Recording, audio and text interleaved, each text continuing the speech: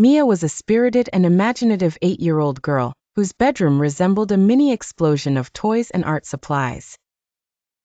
Each corner of the room seemed to have its own personality, a pile of dolls here, a mountain of puzzle pieces there, and the occasional colored pencil, as if making an escape from the once orderly set stored in their box. One sunny Saturday morning, Mia's mother gently knocked on her door, finding her daughter amidst the disorder. "Mia, sweetheart," she began, "it's time to clean up your room. It's hard to find anything in here, and it won't be long before you'll want to play with some of these toys again." Mia knew her mom was right, but she felt overwhelmed by the mess she had created. "I'll do it later," she replied dully. Her eyes drifted back to the picture she was drawing of a butterfly. Her mother knew the kind of procrastination trap Mia was falling into.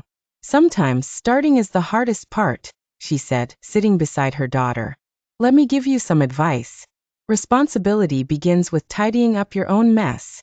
It's like turning chaos into something beautiful." Mia sighed and looked around the room, considering her mother's words. "But it's going to take forever," she groaned. "Let me show you a trick," her mother suggested with a smile.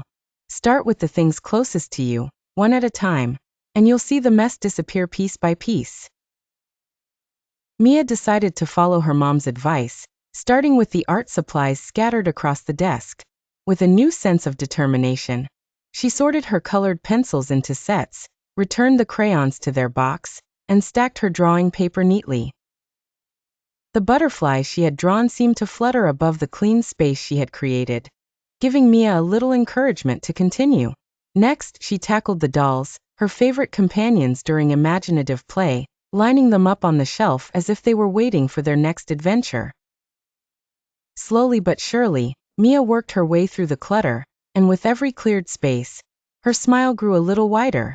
She realized the task was not impossible, but rather a series of small victories. An hour later, Mia sat on her bed, surveying the room. Astonishingly, her room was transformed from chaos to cozy. Her mother returned, beaming with pride. "See, Mia? You've done it. Responsibility feels good, doesn't it?" Mia nodded enthusiastically, basking in the achievement. "Yes, it does.